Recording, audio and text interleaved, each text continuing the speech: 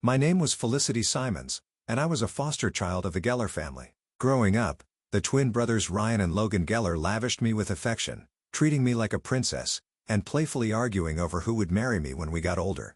But everything changed when Rebecca Amori and I were abducted. The kidnappers made it clear they could only save one of us, and without hesitation, they threw me to the wolves. As long as Rebecca Amori is safe, you can do whatever you want. With Felicity, Felicity's tough. She can handle the pain, but Rebecca is delicate. She can't take any harm. They cast me aside, sacrificing me for Rebecca's life. I fought through the agony of my injuries and managed to escape.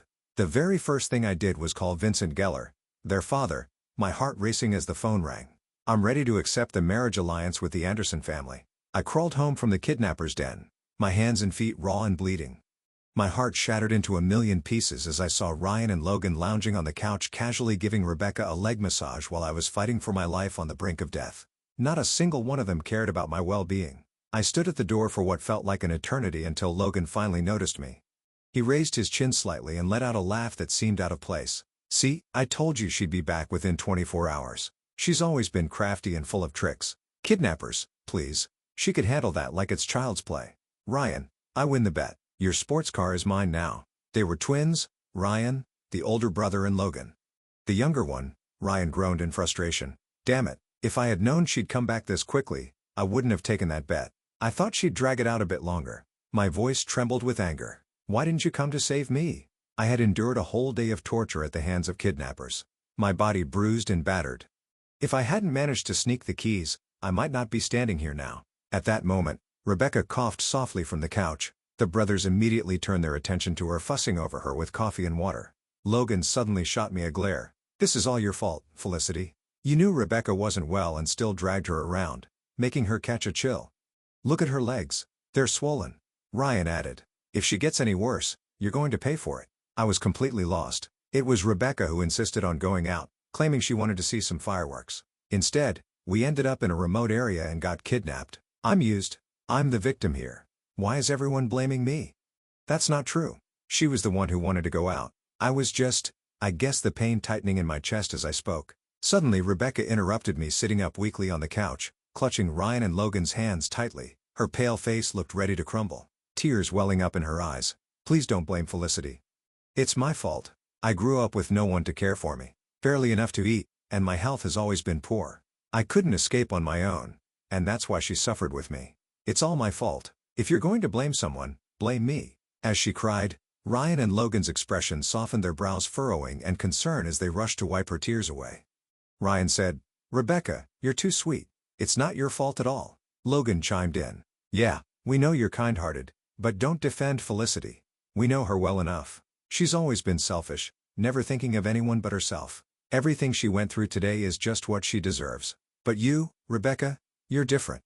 You're kind and pure, and you deserve nothing but the best." With each word they spoke, my heart sank deeper. I'm used.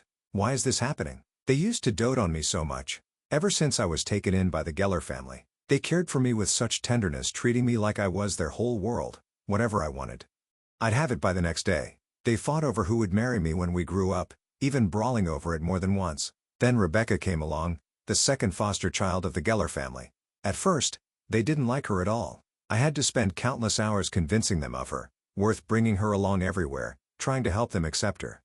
Eventually, they did accept her, but with that acceptance came a complete shift in their affection. All the love they once showered on me was redirected to her, and their attitude towards me changed dramatically. Now it felt like I didn't even recognize them anymore. Hobbling back to my room, I know beside the bed, my blood-stained hands shaking as I dialed Vincent's number. "Dad, about that marriage alliance you mentioned. I'm ready to go through with it." Vincent was a busy man, mostly engrossed in his work. To him, raising a foster daughter was just a means to an end driven by business interests. "Good girl. That's the right choice. Once you wed to the Anderson family, I'll ensure you have a generous due. You'll never have to worry about money again." That was enough for me. I just wanted to escape, to put as much distance as possible between me and the three of them. It took me over an hour to scrub the blood and grime off my body the moment the water hit my wounds. Sharp, searing pain shot through me. That night was a whirlwind of nightmares. I kept reliving the moment.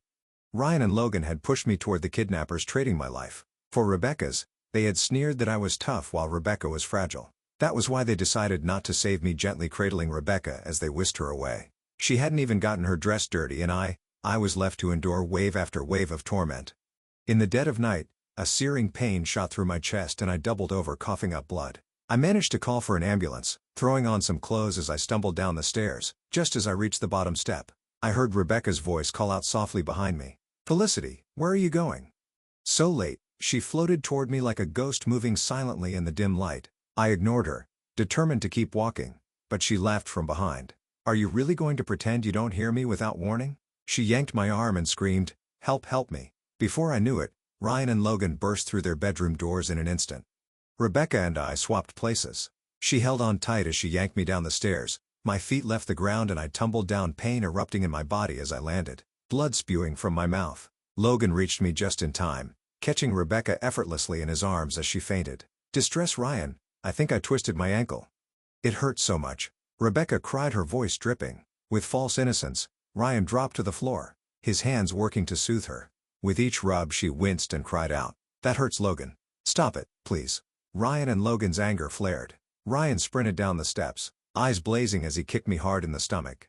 "You venomous witch. What did Rebecca ever do to you that you'd want to hurt her like this?" Logan, still holding Rebecca, glared at me with jealousy. "Like yours, you deserve nothing but misery." I curled into a ball on the floor, my body convulsing from the impact, unable to utter a single word outside. I heard the distant sirens of the ambulance approaching.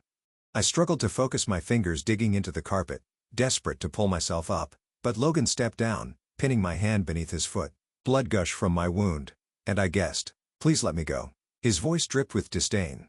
"What makes you think you deserve a ride in an ambulance? If you want to get to the hospital, crawl there yourself." With that, they carried Rebecca out, leaving me behind a writhing mess on the floor. The sirens faded into the night as darkness swallowed me whole. When I finally regained consciousness, I found myself in a hospital room. It was the maid who had come in for her morning shift that discovered me. 2 of my ribs were broken and my body was covered in various wounds. The doctor warned me that one of my ribs had nearly punctured my heart. I had come so close to never opening my eyes again. A nurse, her face filled with concern, leaned in. "Do you have a family member I can call for you? You're going to need someone now that you're so weak."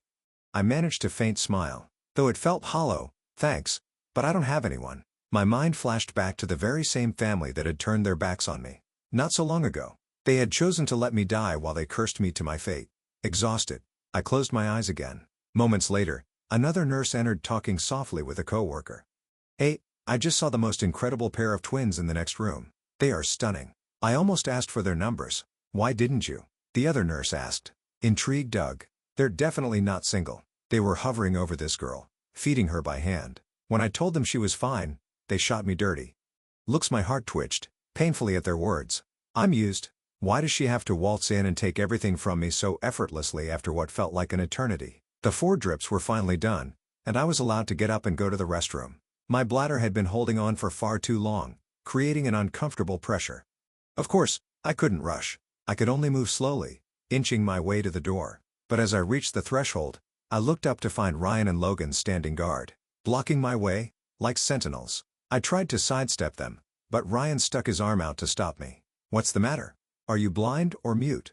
Can't you see you think the Geller family raised you better than this?" Real classy Felicity. Logan crossed his arms, a mocking smile on his face. "Seriously, you can't expect everyone to be as clever as Rebecca," Ryan scoffed, saying, "Don't put me in the same league as her. She's not worthy of the comparison." I felt my fist tighten and gritted my teeth. "Is that all you have to say?" The discomfort in my abdomen was overwhelming, leaving me with no patience for their taunts. "If you're done, can you move? You shouldn't linger around the ladies' room like this. You might give someone the wrong idea." With a frustrated shove, I pushed Ryan's hand away, clutching my stomach as I tried to walk past them. But Logan had other plans. He stuck out a foot, and before I knew it, I was tripping over him, landing hard on the cold, unforgiving floor. The sharp pain in my chest and abdomen made me cry out, tears streaming down my face as I struggled to catch my breath. I felt like a stranded fish flopping helplessly on the floor. Logan's laughter cut through the air, cruel and unrelenting. "Oh, look at you. You really know how to play the victim. Why don't you just stay down there?" Just then, Rebecca emerged from the restroom, looking down at me with a casual flick of her wrist. She splashed water from her hands onto my hair. "Oh, Felicity, what are you doing on the floor? Do you need a hand?" The moment she stepped out, Ryan and Logan searched toward her leg, dogs drawn to a bone without a second thought. Ryan scooped her up, grinning. "Let her have her moment." Ignore her. Rebecca, she's always got something scheming in her mind. You, on the other hand, are too sweet for her games.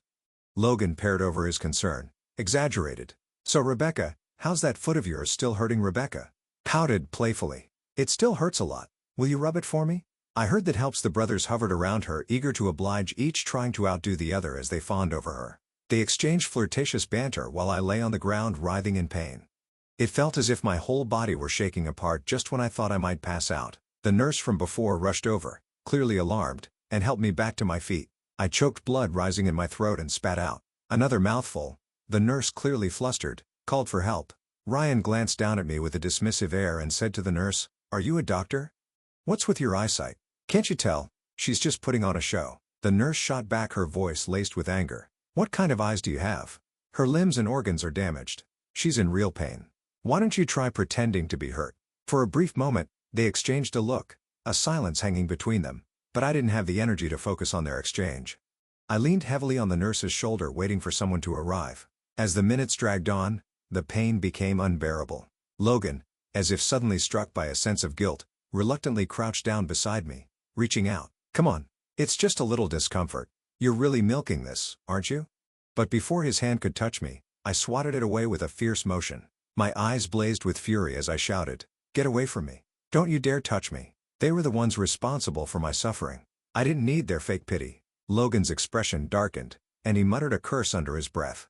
"Oh, so you've got some guts now, huh? Felicity, you think you can hit me and get away with it? Fine. Just know that if you end up in trouble, I won't lift a finger to help you."